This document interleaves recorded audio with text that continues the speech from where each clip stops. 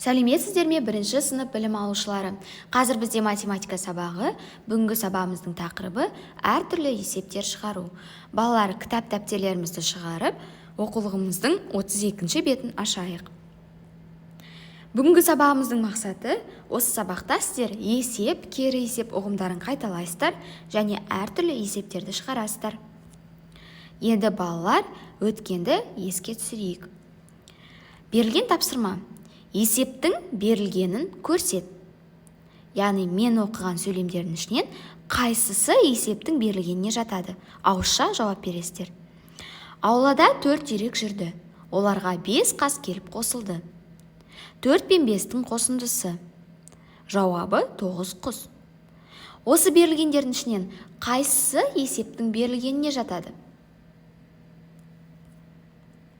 Дұрыс айтасыңдар.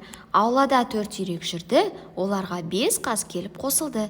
Яғни бұл есептің берілгені, шарты. Енді есептің сұрағын көрсетейік. Мен оқыған сөйлемдердің ішінен қайсысы есептің сұрағына жатады? Ауызша жауап беріңіздер. Аулада 4 дерек жүрді, оларға 5 қас келіп қосылды.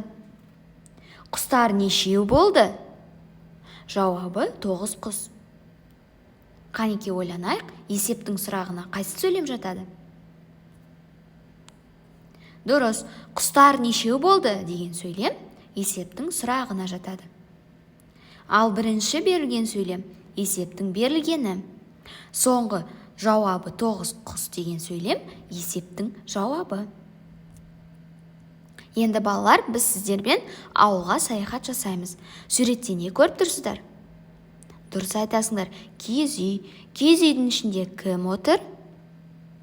Әже. Киіз үйдің ішінде әже тоқып отыр. Киіз үйдің ішінде тағы қандай заттарды көріп тұрсыздар? Үстел, кесе, бауырсақтар, көрпелер. Енді осы көрпелер бойынша есептерді шығарамыз. Мен оқыған есептердің қайсысы сызба нұсқаға сәйкес келетінін тауып алу керексіздер. А есебі.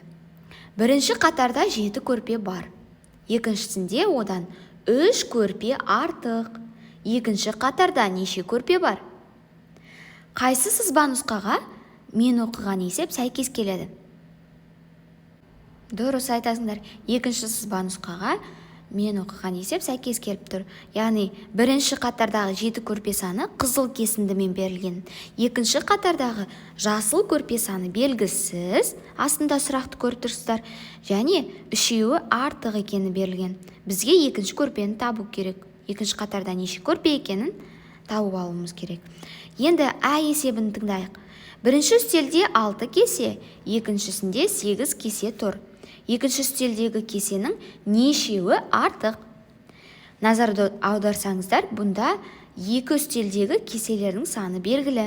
Тек қана нешеуі артық екенін табуымыз керек. Қайсы сызба нұсқаға сәйкес келеді? Дұрыс, бірінші сызба нұсқаға сәйкес келеді. Яғни үстелдегі кеселердің саны қызыл және жасыл кесінділермен берілген, тек артық дегеннің қасында сұрақ белгісі тұр. Яғни екіншісінде неше кесе артық екенін тауып алу керек. Б есебін оқиын. Әжем көрпеге 40 сары ою, одан 20-сы кем қызыл ою тікті. Ол неше қызыл ою тікті? Бұл әрине үшінші сызба нұсқаға сәйкес келеді. Жасыл кесіндімен 40 сары ою саны берілген. Ал қызыл кесіндіде 20-сы кем екені, бірақ қызыл кесінді белгісіз, яғни қызыл ою неше екені белгісіз.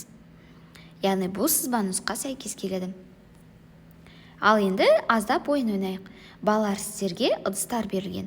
Осы ыдыс 40 литрлік ыдыс. Ішінде 30 литр сүт бар екен.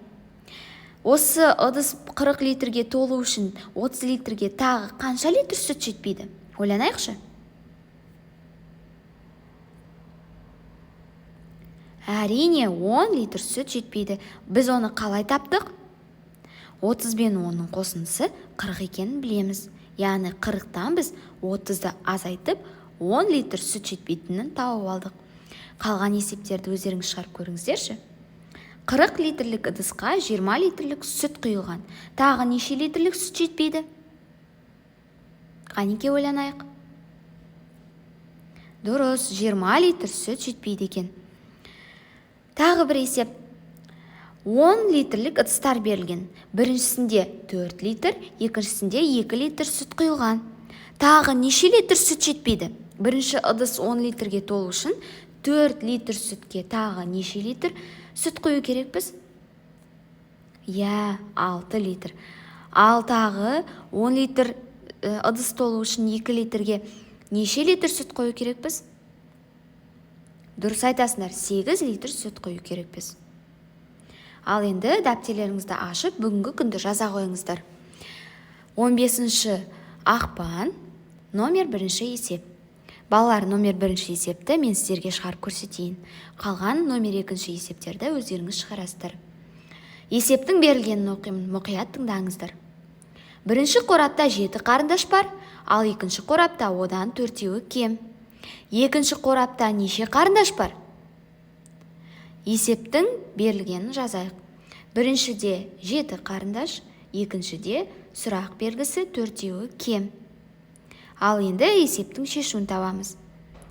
Екіншіде 4-еуі кем болса, яғни бірінші қораптағы қарындаш санын екінші қораптағы қарындаш санынан азайтамыз. Сонда 7 мен 4-тің айырмасы 3-ке тең. Жауабы екінші қорапта 3 қарындаш бар екен. Балалар, осы берілген есепті дәптерлеріңізге жазып алыңыздар. Енді номер 2 өзара кері есептерді өздеріңіз номер 1 есепке сүйене отырып шығарып көріңіздер. Есептің берілгені бар, тек қана шешуін және жауабын жазуды өздеріңіз жазасыздар. Ал енді үй тапсырмасын жазып алыңыздар. 33 бетте оқулығымыздағы номер 2 есепті шығарасыздар. Бұнда сіздерге А және Ә есептері берілген. Осы есептердің берілгенін, шешуін және жауабын дұрыстап тұрып жазып маған жібересіздер. Бүгінгі сабағымыз аяқталды. Сау болыңыздар.